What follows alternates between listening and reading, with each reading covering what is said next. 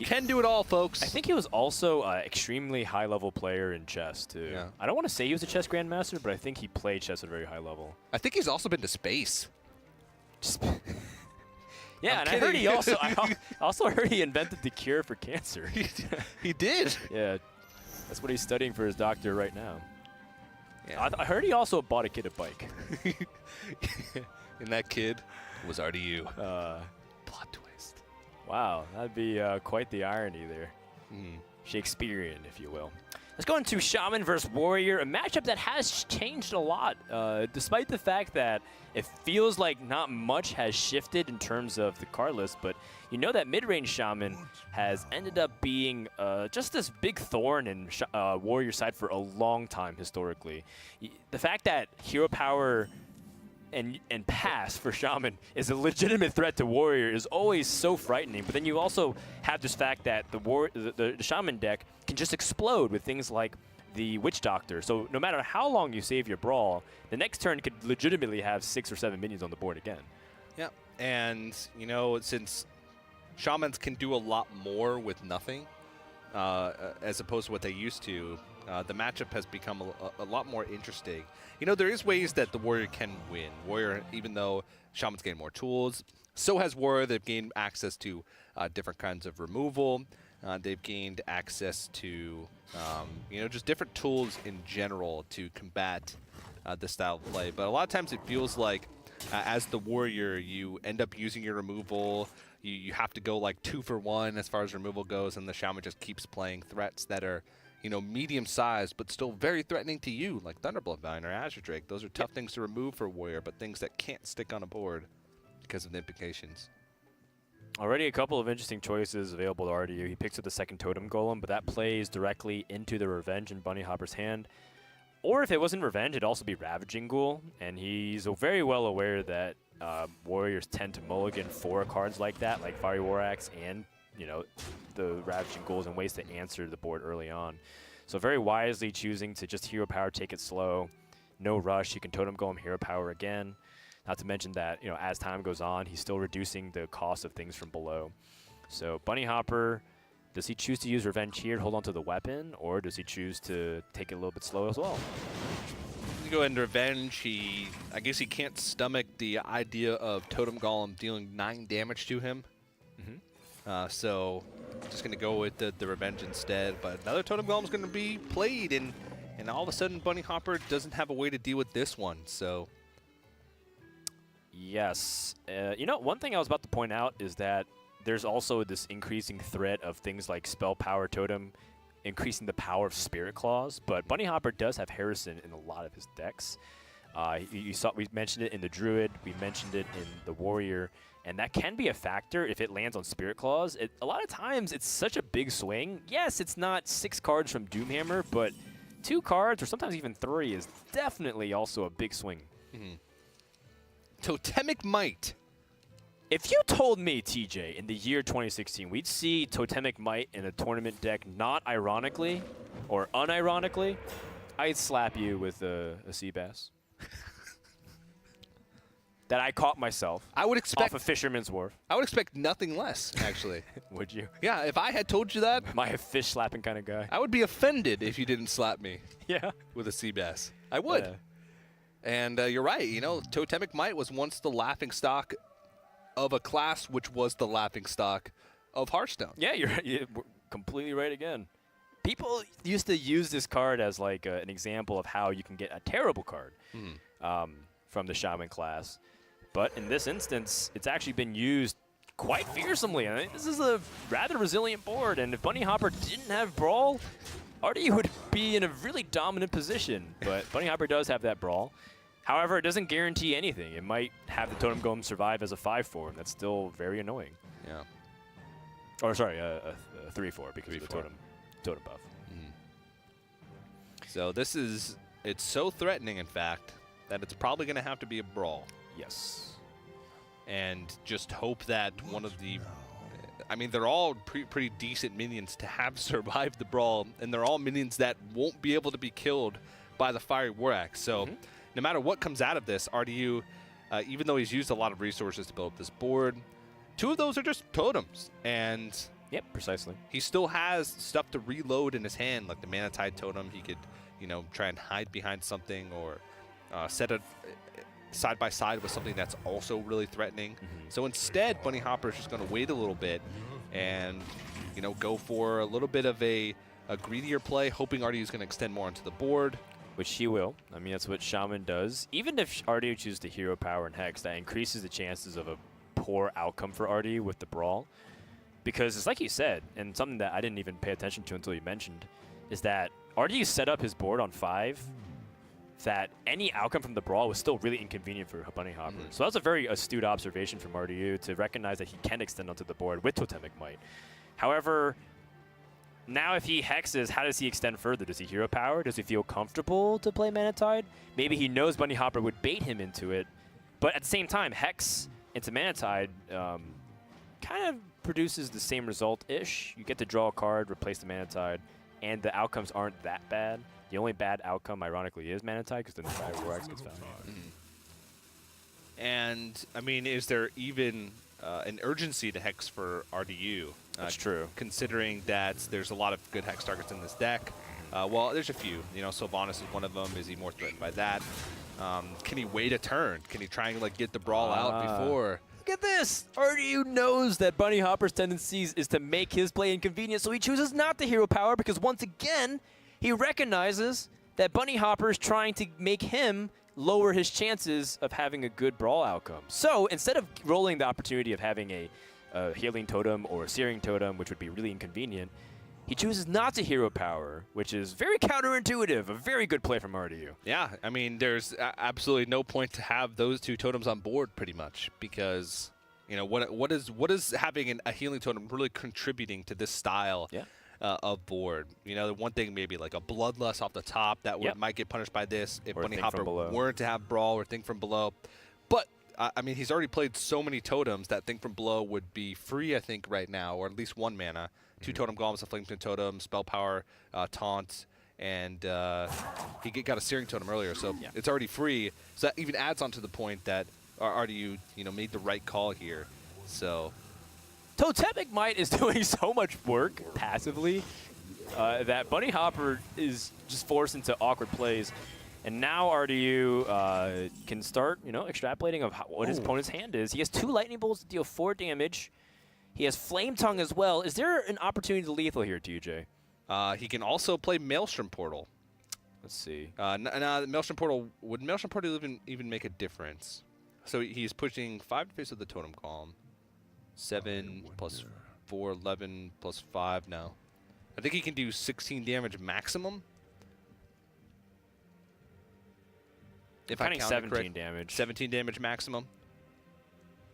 5, 9 plus 8, 17. 17 gets through. I think he's 2 off.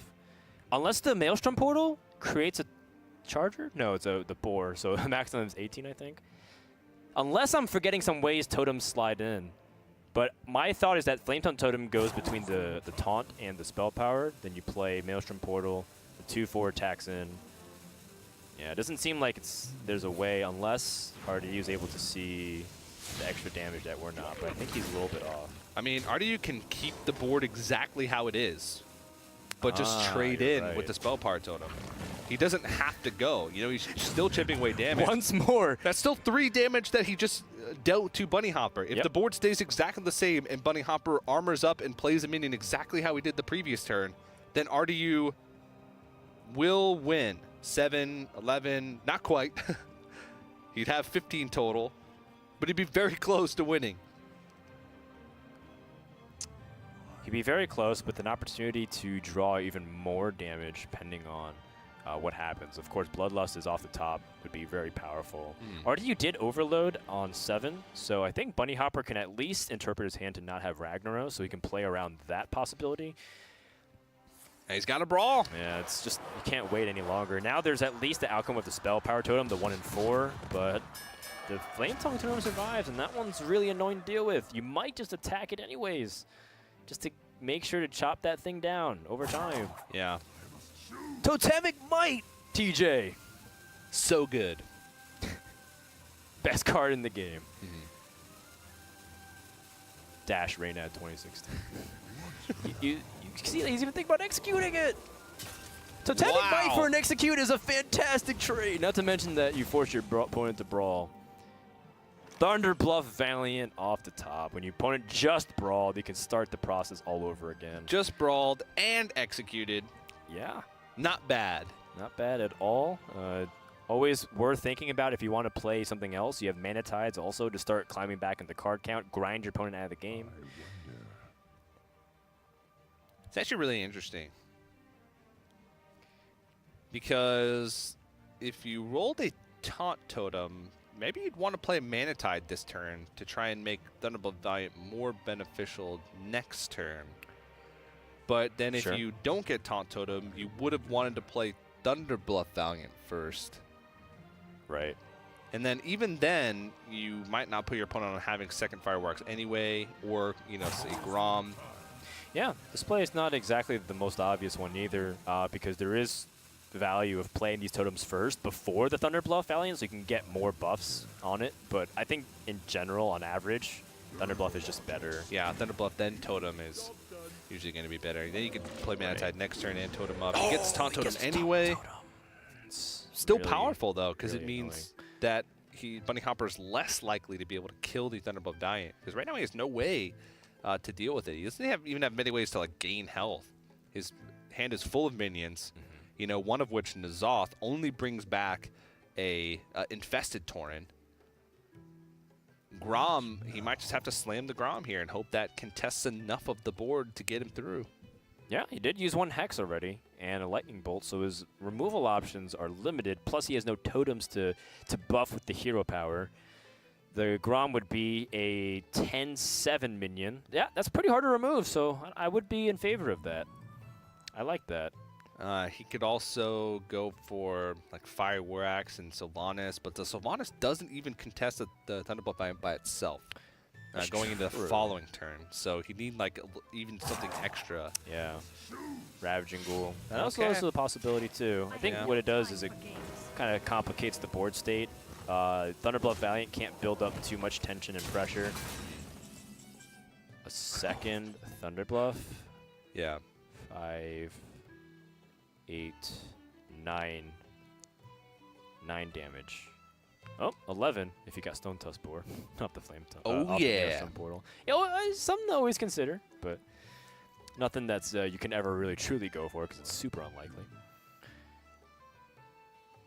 It's actually not that unlikely. It's not as likely as people think. There's not that many 1-drops. What's the chances of it? I don't know. RDU, well, now that Sylvanas is played, it's definitely awkward. If you choose to play the second Thunderbluff Valiant, he would complicate the board state significantly, so chooses instead buff his totems here. And hopefully his opponent steals a weak minion, so that way he can remove it very efficiently with Maelstrom Portal. And he gets it. Watch if this is Stone Tusk Boar. Wow, that's a pretty good outcome. Still good, though. Yeah, fantastic. Maelstrom Portal, of course, one of the MVP cards from the One Night in Karazhan expansion. As you can see it on the screen, it is able to summon a flame at very good value indeed. RDU chooses to play the Mana Tide on the far left, probably anticipating that the Thunderbluff Valiant would die first. And if his opponent attacks, spends his turn Fiery War Axing down the Mana Tide, I think he's okay with that, as opposed to making sure the damage gets done. Bunnyhoppor picks up the Bash. So Bash, Shield Slam, Fire Vortex removes pretty much all the damage threats on the board. Yeah, but you still are, you know, have very little resources. Still at relatively low health. Relatively low health, but Shaman's also kind of better resources, and you know that he played a Mana Tide just out there on the empty board, which is one of the harder things to manage. In fact, he's even prioritizing removing it because he's going to try to grind his opponent out of the game, and he has the N'Zoth, which is super powerful. And I mean, RDU can't answer N'Zoth, so maybe Bunnyhoppor's been able to survive the storm. Yeah, and if he rolls a Spell Power Totem here, and he's going to have 2 chances. There you go. Oh, my goodness. Got it. And now he can also Primal Fusion the Flame Imp and do a lot of damage. Bunnyhopper's not happy to see that. And Primal Fusion actually kind of doubles up with Wicked Witch Doctor because it summons the totem first. Yes. And he gets 6 damage on that Flame Imp. And Bunnyhoppor is left to just pray for N'Zoth or Brawl. N'Zoth summons the Infested Tauren, but RDU's got the Thunderbluff Valiant, and that would be death. You have to go for Tankmaster over Spark to turn the Flame Imp into a 1/1. It's a 1 in 5 to target the Flame Imp. I don't even know if that's enough, though, because Thunderbluff Valiant busts so much. Yeah, the Thunderbluff Valiant would still be 3, 4 plus 6. 10. I'd be able to armor up. He would be able to armor up, but that's a very small chance. And that's if he knew RDU's hand. Is there also a possibility he just plays Grom or Shell Scream, trade, and armor up as well? I think that's a possibility as well. I think Bunnyhoppor has to weigh all of his options here. What's the play that most likely increases his chances to win? Probably Grom, I'd have to say. I don't know. There's a case for N'Zoth as well because his board would be very strong. He has Cairn and Sylvanas. Not Cairn. Cairn got hexed. You're right. Cairn was hexed. So but it just be Sylvanas and yeah. Infested Tauren. In that case, you're absolutely right. I think the Grom Shell Scream is better. Yeah. Well, oh, man. That Spirit Claws will do it. I think it would have been it anyway, right? Yeah. 7 plus 5, yeah. Or 7 plus 6. So at this point, RDU is going to climb to a 2-1 lead. Yeah, the Shaman showing its strength. I mean, it's a pretty scrappy deck. It was a little bit close there.